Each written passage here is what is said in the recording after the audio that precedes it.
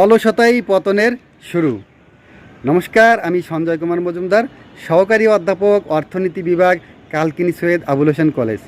Deer learners, আশা করি তোমরা সবাই ভালো আছো, আমিও ভালো আছি। অলসতাই পতনের শুরু। অলসতাই আমাদের সফলতার পথে বাধা। অলসতা আমাদের শারীরিক এবং মানসিক শক্তিকে নষ্ট করে দেয়। অলসতা হচ্ছে কি, একটা দুষ্ট চক্রের মতো।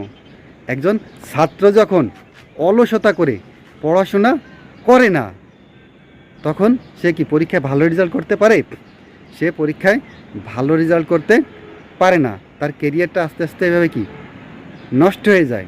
যখন তার কেরিয়ার নষ্ট হয়ে যায়, তখন সে কি আরও বেশি হতাশার ভিতরে পড়ে যায়। তখন সে কি আরও বেশি বেশি অলস হয়ে যায়। এভাবে তুমি যদি অলসতা করে যদি পড়াশোনা না করো, তাহলে তুমি আরও বেশি বেশি অলসতার দিকে ঝুঁকে যাবে, অর্থাৎ আরও বেশি বেশি অলস হয়ে যাচ্ছ। তাই কি করতে হবে? এই অলসতাকে তোমাকে পরিহার করতে হবে। অলস মস্তিষ্ক শয়তানের কারখানা। তুমি যখন অলসতা করে সকালবেলা ঘুম থেকে ওঠো না, আর একটু ঘুমিয়ে নেই, অলসতা করে কি করতেছো? ব্যায়াম করো না, আর একটু পরে ব্যায়াম করি, আজকে ব্যায়াম করব না, কালকে করি। এই অলস মস্তিষ্ক, এটা হচ্ছে কি আমাদের শয়তানের কারখানা। তুমি কি করছো? অলসতা করে, কাজ না করে শুয়ে বসে কাটাচ্ছ।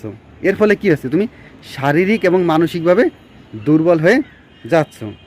আর যখনই শারীরিক এবং মানসিকভাবে দুর্বল হয়ে যাচ্ছ, তুমি কি আরও বেশি বেশি অলস হয়ে পড়ছো।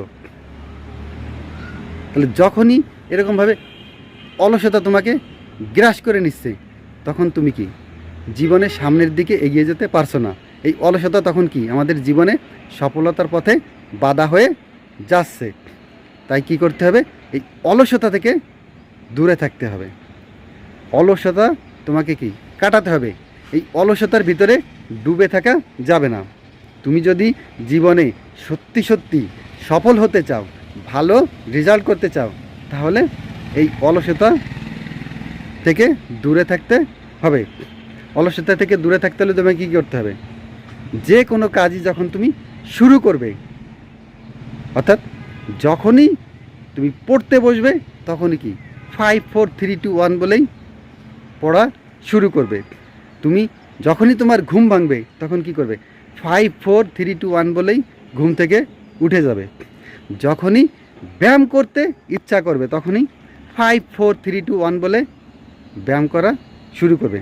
অর্থাৎ ছোট ছোট লক্ষ্য নিয়ে তোমাকে কি কাজ শুরু করে দিতে হবে। অর্থাৎ তুমি যদি 2 সেকেন্ডের জন্য দেরি করো, তাহলেই তোমাকে অলসতা পেয়ে বসবে। তাই এই অলসতা কাটাতে হলে তোমাকে কি করতে হবে? সাথে সাথেই কাজটা শুরু করতে হবে। তো তুমি যদি জীবনে সফল হতে চাও, ভালো রেজাল্ট করতে চাও, তাহলে এই অলসতা দূর করতে হবে।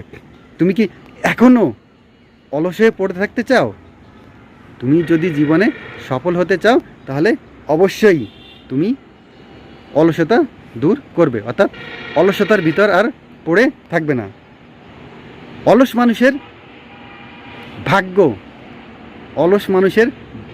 মানুষ কি করে? সে তার ভাগ্যকে প্রত্যাখ্যান করে। এই জন্য তুমি যদি তোমার ভাগ্যকে পরিবর্তন করতে চাও, তাহলে অলসতা দূর করতে হবে। তো আমরা পরবর্তী ক্লাসে অন্য কোনো বিষয় নিয়ে আলোচনা করব। তোমরা সবাই ভালো থাকবে, পড়ালেখার সঙ্গেই থাকবে। সবাইকে ধন্যবাদ।